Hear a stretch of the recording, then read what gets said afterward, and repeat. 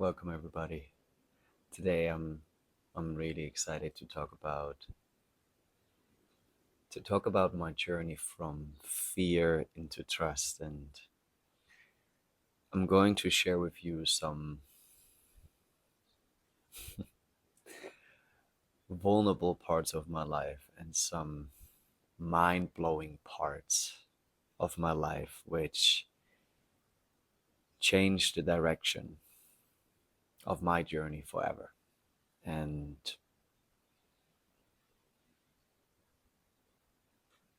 where I would love to start is by giving you an insight on the internal environment that I was living in, especially when I was a child, teenager, up to my early 20s, until I was literally starting to trust more into life. And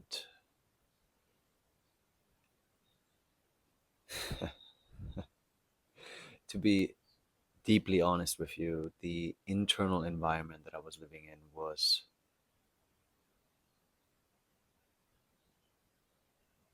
so filled with fear of death, fear of the worst case scenario, fear of literally everything. And the first, to give you a little bit of, to give you some examples of what I'm talking about. The first memory that pops into my head right now, the first experience where fear was limiting my life was when I was a young child. I remember, I think it was almost a year not being able to fall asleep every single night. And I'm not kidding you. Every single night I was laying in my bed, and the anxiety and fears that I had in my system, looking back, I can't believe how I made it through. Literally. Every night was a fight. I didn't want to go to bed. And it wasn't about sleeping, it was just that I was filled with so much fear that my whole system was just overloaded. And that was just one example, but even later on, and I'm just the experiences that I'm going to share with you, a lot of people actually have no idea about it because I never really talked about it because I didn't want it to be seen as weak. So later on in my teenage years, a simple phone call at a restaurant to book a table was something that was out of my reach. I was just too fearful that I would say the wrong thing. I would not be able to do it. I always just simply, gave it over to someone else to do that. Another thing was when I was able to drive my car that I was never truly driving to a neighbor city because I was too scared that I wouldn't find a parking lot, literally. And so I never actually went. I went when one of my friends was driving there. And it was just this fear of the unknown. What if? There were so many what ifs, and those what ifs were the worst case scenarios, like literally.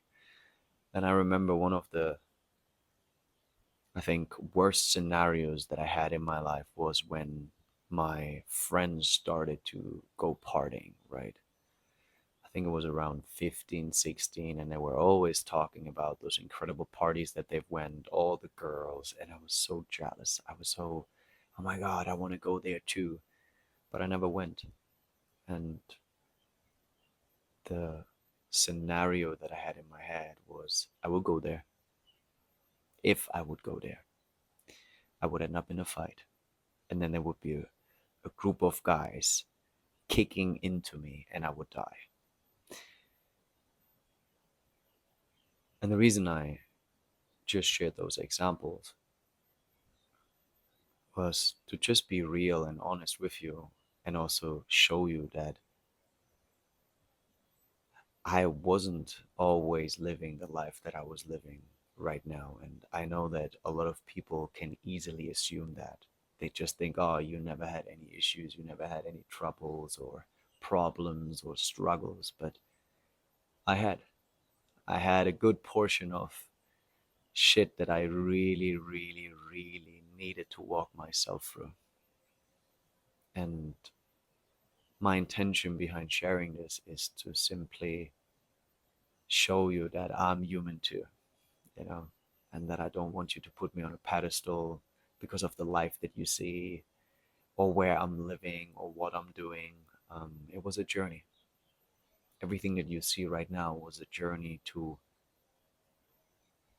it was a journey from fear into trust.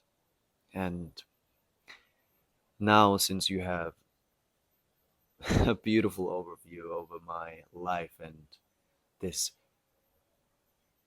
crippling, fear driven environment, internal environment that I was living in. Now I would love to share with you or transition over into a moment that I remember where I made a decision to trust. And I've done many small decisions before that. But I remember in particular being 18, starting my apprenticeship at Telekom, one of the biggest telecommunications companies in Germany. And I hated it. 3 years of apprenticeship, and I hated it. Like, it was just not my jam. But throughout that time, I started to work out in a gym. And I found so much passion in working out, so much structure, so much purpose, and yet also, and that is something for another video, control. But I remember being so passionate that at the end of my apprenticeship at Telecom, there was this thought, this intuitive feeling that I should follow my passion. And I remember sharing that thought, that idea with other people, and all of them were, are you really sure? IT is the future, and who's doing personal training, and what is this whole gym thing and fitness and whatsoever. But there was just something inside of me which was almost telling me, whispering in my ear, trust. Just trust me. Just go for it. What do you have to lose? Right? And since I was living a life which before I started to work out was kind of like purposeless. There was no healthy diet. I was just going out smoking, drinking, just having a lifestyle to literally numb myself and put more layers of distraction on top of the things that I didn't want to feel. But when I started to work out, my life gained a sense of purpose. So I made that decision, right? And with that decision came half of the salary that I owned before. But it opened up a door. It opened up a door inside of me that showed me a part which felt so natural, and that was the part of serving others, helping others, and to not just make it about me, but to actually alchemize all the wisdom that I've learned through training my body to then help others. What I didn't know at that time when I trained the people that I trained was that it was all about self-awareness, which is now the core essence of everything that I do, everything that I coach the man that I'm working with. But it was about self-awareness because I always said to those people, those incredible people who trusted me, I always said, hey, I want to train you that at one day you don't need me anymore. That you just know your body so well that you can read it and then act up on the wisdom that you receive from it. And yeah, now let me move a little bit forward, right? I was doing my apprenticeship. I met some incredible people. I started as a personal trainer. from here. At one stage, after my 3 years apprenticeship, I became a sports manager, and that trust that I had when I think I was 20, when I made the decision, you know what, I will do this apprenticeship. It just led me down a path where things were just coming to me. Life was almost gifting it to me. It was handing it over to me. And that, especially after my apprenticeship, was a job opportunity for one of the biggest franchise gym chains, Cleverfit, in Germany.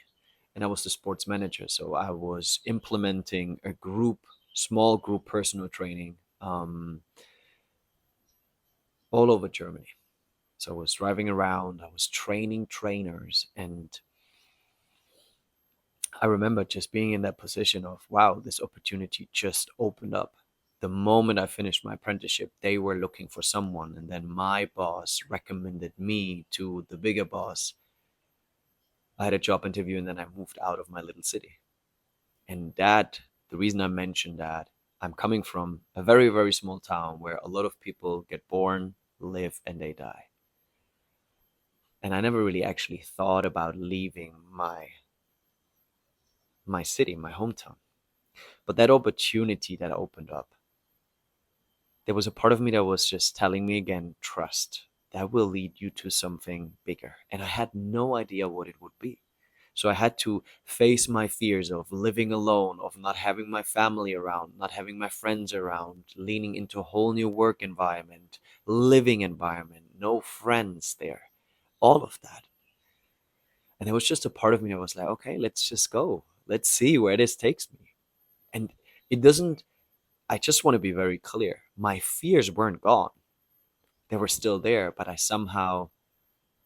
think back then at that time, I was ignoring them more and just pushing through. Now I have a little bit of a different approach, but I will get back to that later or maybe in another video.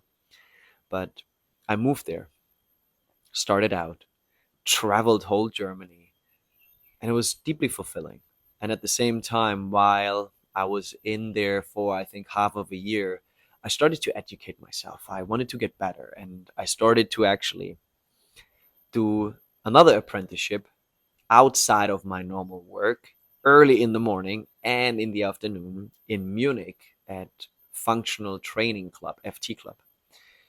And since the guys there were so highly educated about personal training, I wanted to learn from them. And through that, and I just trusted, right? I needed to put in the work. After my work, I drove an hour, stayed there for 3 hours, drove another hour, and came back home at 10. Went to bed, woke up, and then did it all over again. But the opportunity that arose from there was that I was able to train the Adidas runners in Munich. So I started to do small group personal training for Adidas runners.